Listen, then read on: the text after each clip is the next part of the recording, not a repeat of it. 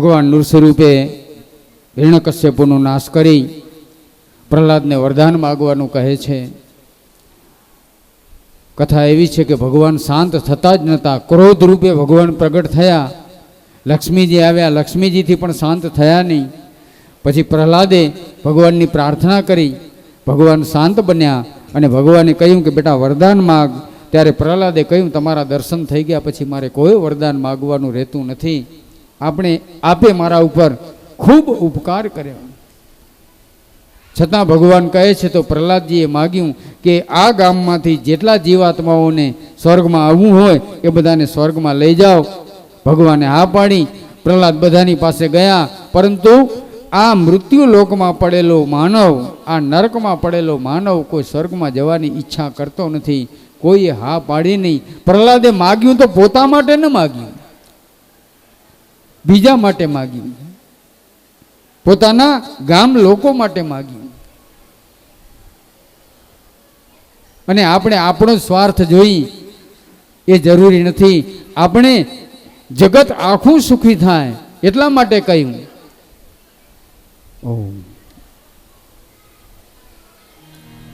તુજ સુખની મહેફિલમાં તું સૌને નો તરજે, પણ જમજે અશ્રુ ન થાળે એકલો.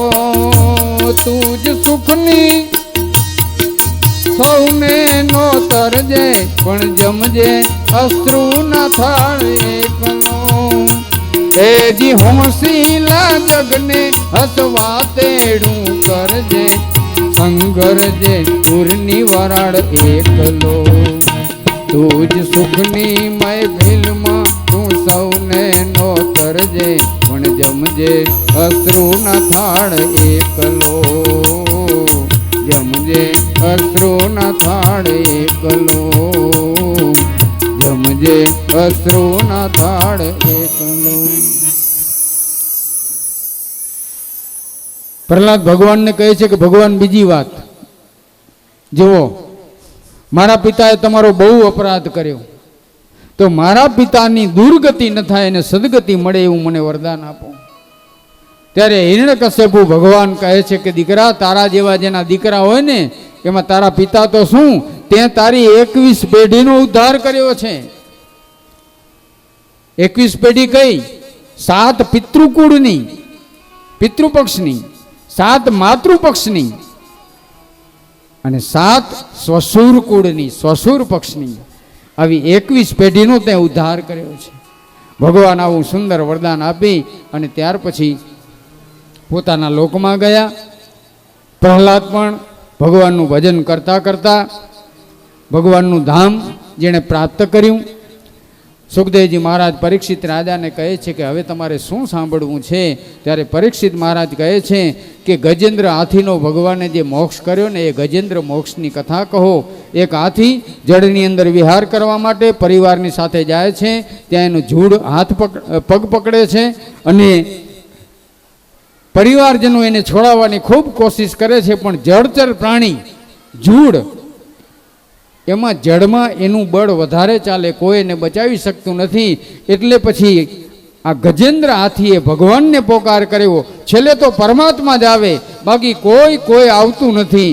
અને ભગવાન પોતે આવ્યા. સમયને અનુરૂપ આપણે કથાને આગળ વધારી રહ્યા છીએ.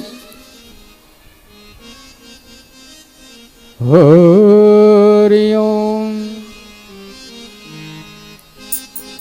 हे गोविंद हे गोपाल अब तो जीवन हारे. हे गोविंद हे गोपाल अब तो जीवन हारे. हे गोविंद हे गोपाल अब तो जीवन हारे. हे गोविंद हे गोपाल अब तो जीवन हारे. हे गोविंद राखो शरण अब तो जीवन हारे. अब तो जीवन हारे प्रभु शरण है तिहारे. नीर पीवन है तू गयो सिंधु के किनारे. सिंधु के बीच बसत चरण रे पधारे. हे गोविंद हे गोपाल अब तो जीवन हारे. हे गोविंद हे गोपाल अब तो जीवन हारे तार प्रहर युद्ध भयो ले गयो मझधारे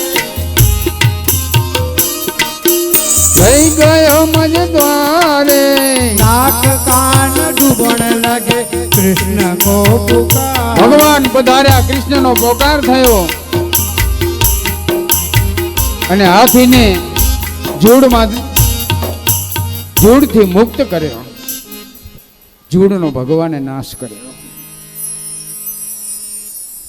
ત્યાર પછી આ જૂડના પૂર્વજન્મની કથા એ હુહુ નામનો ગંધર્વ હતો, અપ્સરાઓની સાથે વિહાર કરતો હતો. એ દેવલ મુનિના શ્રાપથી એ જૂડ બન્યો હતો અને આથી પણ આ ગજેન્દ્ર એ ઇન્દ્રધૂમ્ન નામના રાજા હતા. અગસ્ત્ય મુનિના અપરાધથી એ બીજા જન્મમાં હાથી બન્યા હતા. આવી ગજેન્દ્ર મોક્ષની કથા કહી. ત્યાર પછી સમુદ્ર મંથનની કથા કહેવામાં આવી. દેવ અને દૈત્યોએ સાથે મળી સમુદ્ર મંથન કર્યું. ભગવાને દેવતાઓને અમૃતનું પાન કરાવ્યું છે. દૈત્યોથી ભગવાન પરમાત્મા એનું રક્ષણ કર્યું છે. દૈત્યો ત્યાર પછી શુક્રાચાર્યની સંજીવની વિદ્યાથી એ પાછા સજીવન થઈ દેવતાઓ ઉપર ચડાઈ કરે. દેવતાઓનું રાજ્ય પાછું લઈ લીધું અને દેવતાઓની માતા અદિતિએ ભગવાનની પ્રાર્થના કરી, પયો વ્રત કર્યું અને ભગવાન વામન રૂપે એને ઘેર પ્રગટ થયા છે. દેવોનું રક્ષણ કરવા માટે પરમાત્મા સાક્ષાત વામન રૂપે પ્રગટ થયા અને વામન રૂપે પ્રગટ થઈ જ્યાં કને બલિરાજા યજ્ઞ કરે છે, નર્મદા નદીના કિનારે ભૃગુ કચ્છક ક્ષેત્રમાં, જે આજનું ભરૂચ કહેવામાં આવે છે, ત્યાં બલિરાજા યજ્ઞ કરે છે. અને ત્યાં કને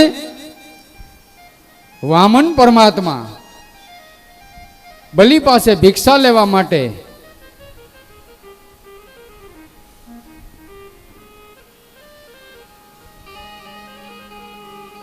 ભગવાન પોતે પધારે છે.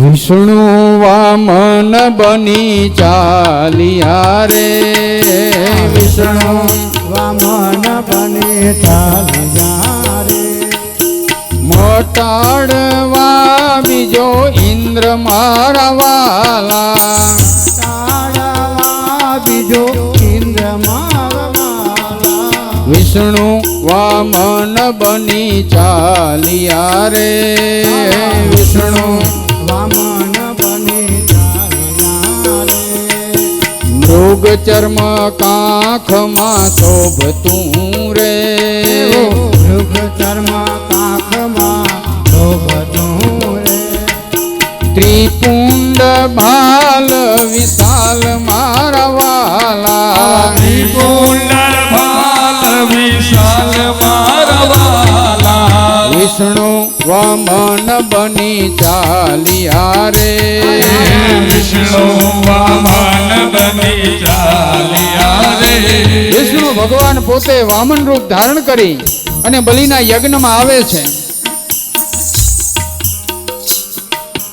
સરસ્વતી હાર આરોપતા રે, સરસ્વતી હારે આરોપતા રે, એને માતા પીરસે પકવાન મારા વાલા, માતા પીરસે પકવાન મારા વાલા, વિષ્ણુ વામન બની ચાલિયા રે, વિષ્ણુ વામન બની હાલિયા રે, કરુણા સિંધુ ક્યાં ચાલિયા રે, કરુણા સિંધુ ક્યાં ચાલિયા રે, અધૂરી છે અમ આસ મારા વાલા, અધૂરી છે અમારા મારા વાલા, ભૃગુ કચ્છપમાં જાઉં છું રે, પ્રભુ કથમાં જાઉં છું રે, એ હરવા બલિનું અભિમાન મારા વાલા, હરવા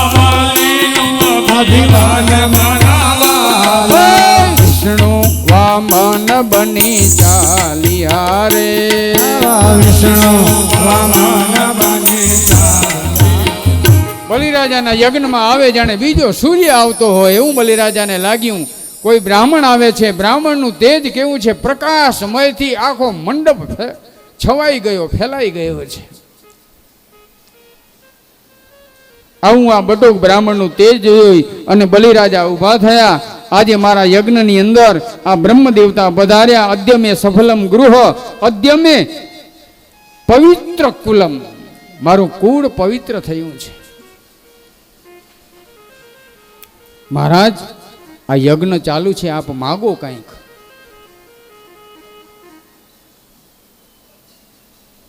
વામન બટુક કહે છે, બલિરાજા તમારે જો દાન કરવું હોય તો હું 3 પગલા પૃથ્વી માગવા માટે આવ્યો છું. 3 પગલા